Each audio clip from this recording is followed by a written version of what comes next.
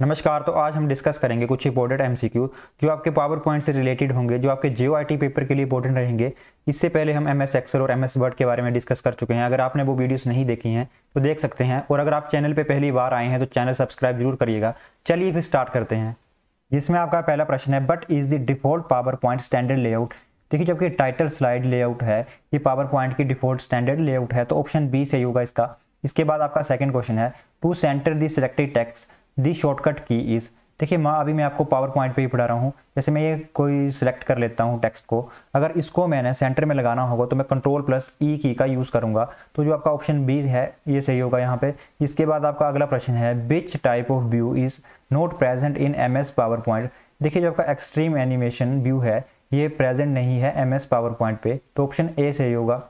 इसके बाद अगला प्रश्न है, which view helps to rearrange the slides easily and quickly. देखिए, जो आपका स्लाइड सॉर्टर व्यू है इसमें आप रीअरेंज कर सकते हैं स्लाइड्स को ईजिली और क्विकली, तो ऑप्शन सी सही होगा। देखिए, जो आपका नॉर्मल व्यू है इसमें भी आप स्लाइड्स को रीअरेंज कर सकते हैं, लेकिन जो आपका स्लाइड सॉर्टर व्यू है इसमें आप ईजिली और क्विकली जो है स्लाइड्स को रीअरेंज कर सकते हैं। इसके बाद आपका अगला प्रश्न है, which term is not related with the font. देखिए, जो आपकी फॉन्ट ग्रामर है ये रिलेटेड नहीं है फॉन्ट से, तो ऑप्शन ए सही होगा इसका।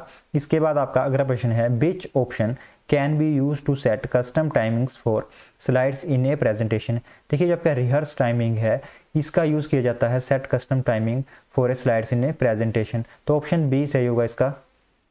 इसके बाद अगला प्रश्न है, how can be view slide show repeated continuously.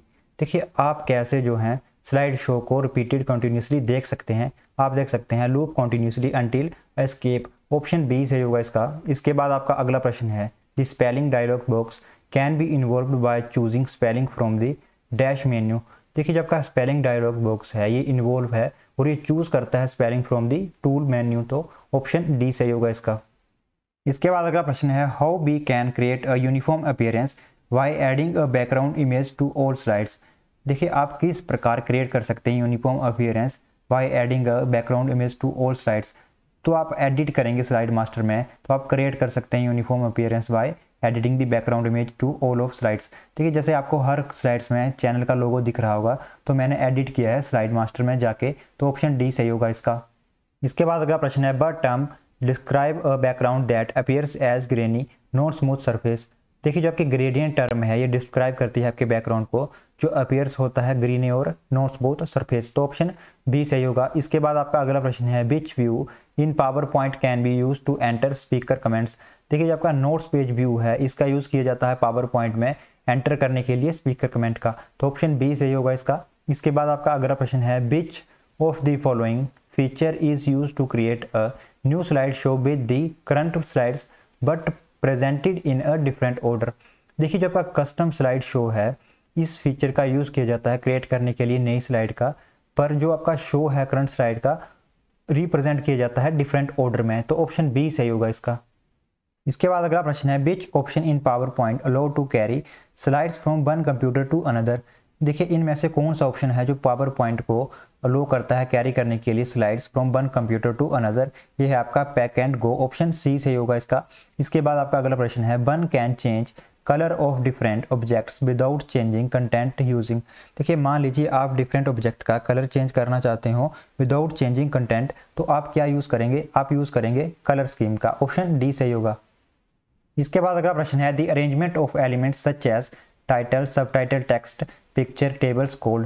देखिए, जो आपकी अरेंजमेंट है एलिमेंट जैसे आपके टाइटल हो गए, सब टाइटल हो गए, पिक्चर, टेबल, इसे कहा जाता है लेआउट, ऑप्शन ए सही होगा इसका। इसके बाद आपका अगला प्रश्न है, which type of fonts are best suit for titles and headlines.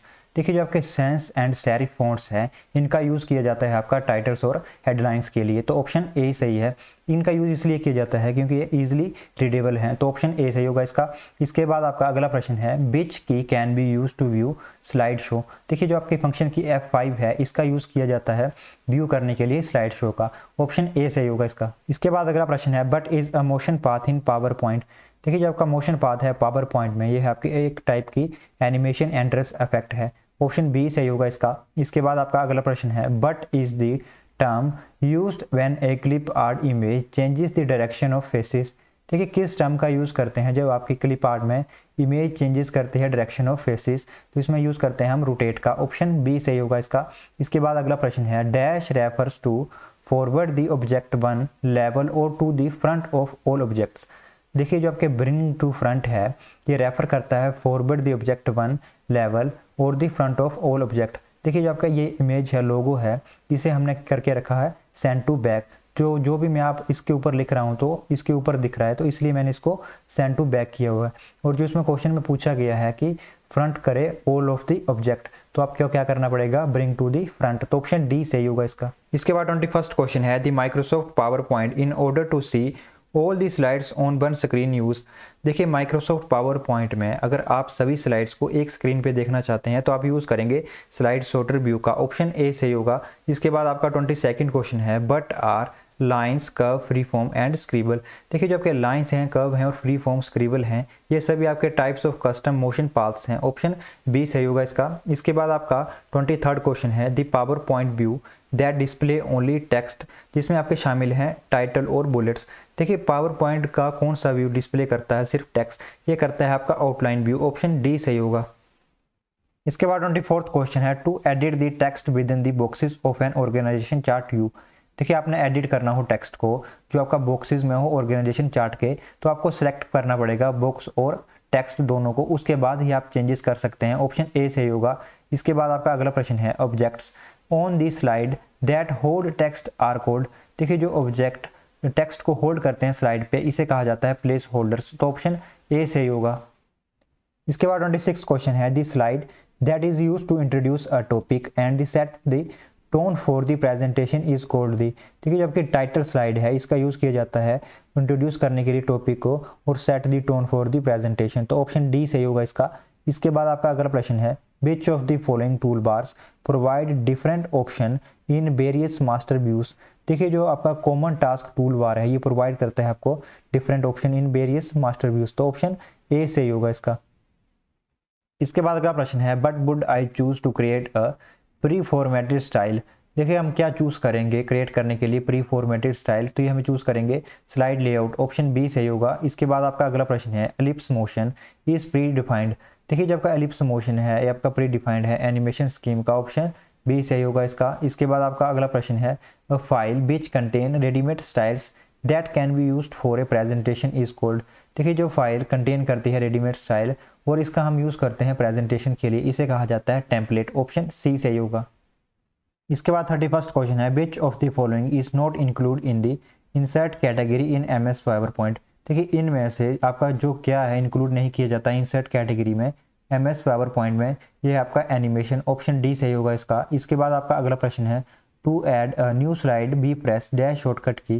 देखिए जब हम Ctrl+M प्रेस करते हैं तो आपके जो आपका पावर पॉइंट है इसमें नई स्लाइड ऐड हो जाती है। तो ऑप्शन ए सही होगा इसका। इसके बाद आपका अगला प्रश्न है the area where you insert the dash the called a placeholder. देखिए जो आपका एरिया है जहाँ पे आप इंसर्ट करते हैं एलिमेंट को, इसे कहा जाता है प्लेस होल्डर। तो ऑप्शन ए सही होगा इसका। इसके बाद अगला प्रश्न है digital presentation are easy to. देखिए जो आपके डिजिटल प्रेजेंटेशन है ये इजी है यूज़ करने में और क्रिएट करने में। तो ऑप्शन सी सही आएगा इसका। इसके बाद आपका अगला प्रश्न है the dash will also be according to the default setting. देखिए जो आपकी स्लाइड लेआउट है ये भी आपकी अकॉर्डिंग टू है डिफ़ॉल्ट सेटिंग। तो ऑप्शन बी सही होगा इसका। इसके बाद आपका अगला प्रश्न है where we can see our slides. देखिए हम कहाँ पे अपनी स्लाइड्स को देख सकते हैं, ये देख सकते हैं हम आउटलाइन टैब में। तो ऑप्शन ए सही होगा। इसके बाद अगला प्रश्न है a popup menu will display different shapes like. देखिए जो आपका पॉपअप मेन्यू है ये डिस्प्ले करता है लाइन शेप्स को। ऑप्शन ए सही होगा इसका। तो यह है अंत इस वीडियो का। अगर वीडियो अच्छी लगी हो तो चैनल सब्सक्राइब जरूर करके जाइएगा। अगली वीडियो में हम एक और सेट डिस्कस करेंगे। तो stay connected with your go study channel. Do work hard. God bless you all.